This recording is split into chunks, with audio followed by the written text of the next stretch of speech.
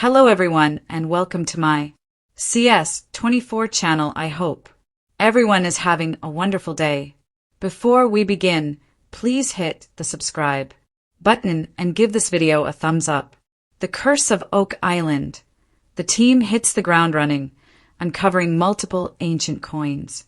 The Curse of Oak Island team wasted no time at all on last night's Season 11 premiere, unearthing a tranche of buried treasure in the form of ancient coins. In what might be one of their best days ever, the Oak Island team uncovered not one, not two, but 4 historical coins on the western side of the island, and they may have found a 5th in the sea of the northern coast. Rick Lagina and metal detectorist Gary Drayton started hunting on Lot 5, and they soon uncovered an ancient-looking coin. The pair were super excited because it looked very similar to the half-Roman coin found last year in the same area. That half coin featured a distinctly Roman design and was dated between 300 BC and 600 AD, and was found a mere 30 yards from the new coin.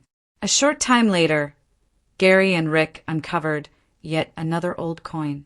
They drafted in the help of Marty Lagina and Craig Tester, and very soon they had another 2 coins. Oak Island archaeologists confirmed coins were ancient to medieval in origin. 3 of the artifacts were handed over to archaeologist Emma Culligan.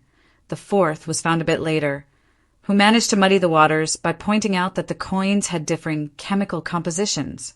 Simply put, one of the coins had traces of copper and lead, meaning it could be Roman in origin, but another had copper and silver, so it was not Roman, but probably medieval. And the analysis of the 3rd coin suggested it was a French denier, which indicated a Frankish coin dating possibly as far back as the late 7th century. So what was going on? The guys called numismatist coin expert Sandy Campbell to clear things up. Sandy didn't take long to reach his conclusions. He insisted 2 of the coins originated from the Roman Empire. One was over 1,000 years old, dating from about 100, 300 AD, but incredibly, he claimed the 2nd was from the BC era. That makes this coin over 2,000 years old and most likely the oldest ever found on Oak Island. Sandy then threw a curveball with another coin. This one was a little unfamiliar to him, but he reckoned it could be from India and probably dated from the 6th to the 8th century AD. More ancient coins only deepen the Oak Island mystery. Over the years, the guys have uncovered coins from all around the world, including England, Rome, Portugal, and even China. But India is something entirely new and adds a whole other equation to the Oak Island mystery. The 4th coin, Sandy said, was from Tudor period England, dating from the 1500s. He said it had a distinctive portcullis engraving, which was unmistakable. A portcullis is a heavy, grated, gate-like structure that adorned the front of English castles and was considered a symbol of strength and security. The motif can still be found today on English pennies. There was one more coin-related incident from last night's episode.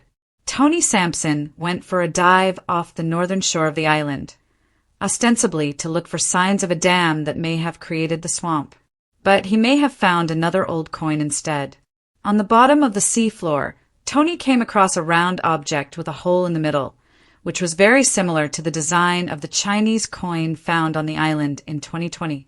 Unfortunately, rules and regulations state the guys need a permit to remove artifacts from the seabed, so the potential Chinese coin will have to stay there until the team can navigate through the bureaucracy. The morning sun filtered through the trees on Oak Island, casting long shadows over the now familiar terrain of history and mystery. Rick Lagina stood near the edge of Lot 5, hands on his hips, gazing thoughtfully at the marked excavation site. Craig Tester approached with a glint of anticipation in his eyes. "Feels different this year," Craig said, "like something's about to give." Rick nodded. "We've been patient. Maybe this year the island pays us back." They didn't waste any time. With the first light of day, machinery rolled into position and the team, Alex Lagina, Marty Lagina, Charles Barkhouse, and newcomer archaeologist Dr. Petra Valcourt, hit the ground running. This year's focus was a curious area that had been overshadowed in previous seasons, now labeled Coin Alley, after ground-penetrating radar detected multiple metallic anomalies just below the surface. Within hours, the excavator's bucket scraped gently through the soil and glinted. Just a flash. Just enough to stop everyone in their tracks. "Hold on!" shouted Billy Gerhardt, lifting his hand as the machinery halted. He leaped from the cab, grabbing a hand trowel and crawling into the trench with remarkable grace for a man his size. A few careful scoops later, he held something between his fingers. "It's a coin," he murmured. Rick leaned in, eyes wide.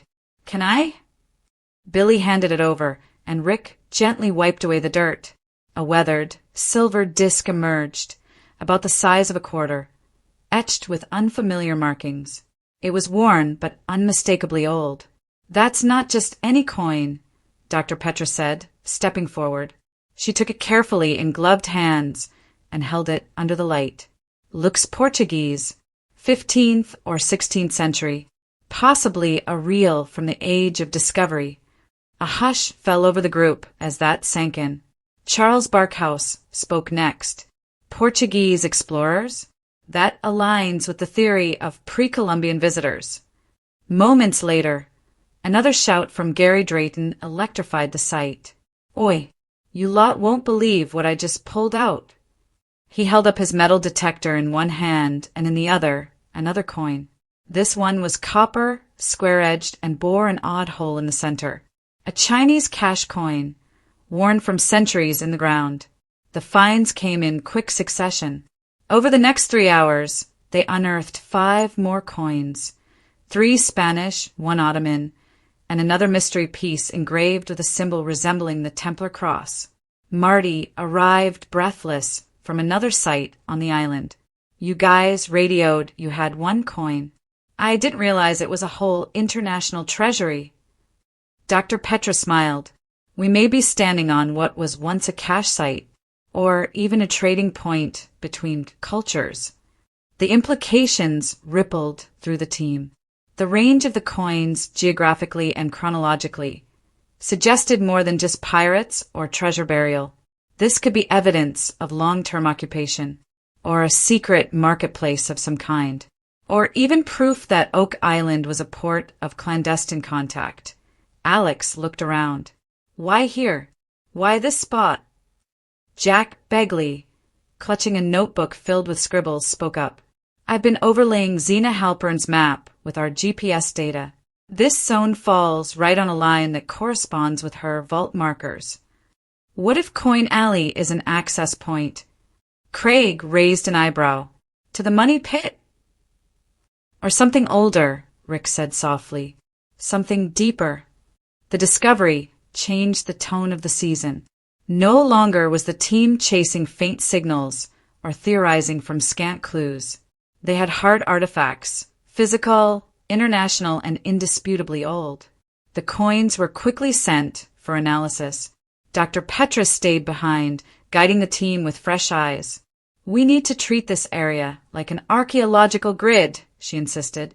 "No large excavations. This is about precision now."